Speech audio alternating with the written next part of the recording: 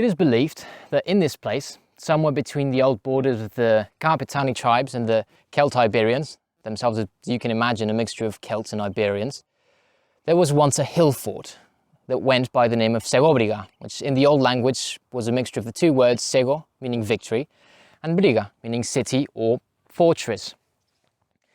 Now, this town here, protected on the south by a river, Tiguela, has existed here, it would seem, for about 3,000 years, even before the Celt-Iberians were here. Of course, as is the case at many other places in Europe, the oldest written records we have of this town are of Roman origin, and as a result, they are more a reflection of how the Romans conquered and moulded and shaped their lands, rather than a picture of who lived there before, the Celt-Iberians and all the other pre-Roman tribes. Pliny the Elder, for instance, a famous author, naturalist, and even army commander, only really mentions the town in passing when talking about the local mines of lapis secularis, which is a form of transparent gypsum used in the manufacturing of windows, which was also one of the main sources of wealth for this town. But perhaps not being in the Roman history books is not such a terrible thing, if you think about it. After all, this city may have never really been a local capital or a city of particular importance, but it was as successful and prosperous as any city at the time could have hoped to be. In fact, during the time of Augustus, it was actually awarded the status of municipium, which is the second highest level that a non-Roman city could ever hope to achieve. And with that status came the label of Roman citizens for anyone that lived in the city, slaves aside. This also elevated the city to new heights that culminated with the construction of multiple traditionally Roman public works, among which are some of Segóbriga's most recognizable features, including the Colosseum and the theatre, and other less noticeable monuments nowadays, such as the public baths, the forum, the arena, and a wall that was built to protect the citizens of the town. Sitting smack dab in the middle of the road that started in Cartagonova in the Mediterranean coast all the way to Complutum, near what is nowadays Madrid, now lie this city, one of the many way stops that connected the Roman capital with the rest of its empire, one of many roads, in fact. Until it wasn't. Mind you, the cities and the roads remained more or less perfectly in place even after the fall of the Eastern Roman Empire. And, there was a small increase in revolts and wars that marked the period, but all things considered, life and trade remained more or less exactly as it had for centuries prior. The only thing that changed, though, was there were new people in charge. Keep in mind, this change was anything but sudden.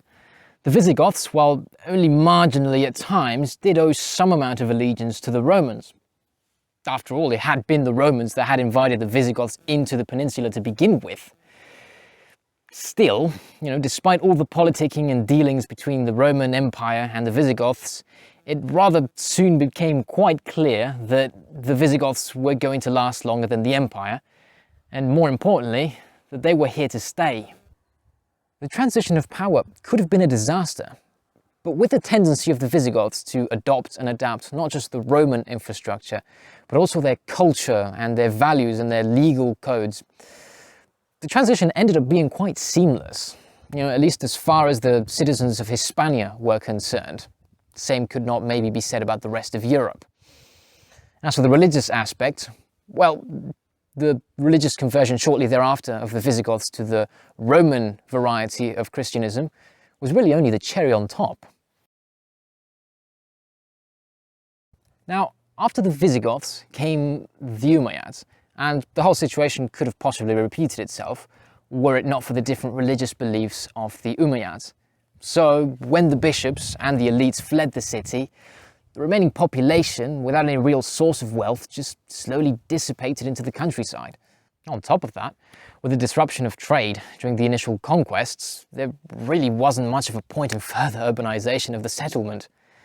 And while the recent invaders were not here to murder everyone, they also weren't really here to maintain the Roman Christian way of life. So when they arrived and found a place that was mostly abandoned, they built a small watchtower on the top of the hill and they mostly left it alone. And so it remained, until the Christian kingdoms rebounded back south during the late Middle Ages. Of course, by this point, the city was but a shadow of its former self. Segóbriga might have been great once, but with the aqueducts long gone, it made little sense to repopulate the ruins. Rather, the only remaining sane option appeared to be to move to where the aqueduct started in the first place, its source. So, rather than invest time, money and resources in restoring a city that no longer even had any of its original inhabitants, the largely rural population of the region reconsolidated around the current-day town of Segóbriga, about 3.5 kilometers north of the old Roman town. The only evidence we have of any people living in the Roman city after Visigothic times is of a small chapel built right atop where the baths used to be. Nowadays, it might seem fun to imagine what might have happened had the place not been abandoned. And in fact, at first glance, for anyone who doesn't know, it might even seem silly to live in a place continuously for millennia, only to abandon and never return. But while the concept of heritage and living in one place, building generations upon generations is a lovely concept, and certainly one worth preserving, it doesn't quite trump the safety and comfort of a home that isn't falling apart, a home that you know who made it, that you know works, that is built to the necessities of the people who live in its place.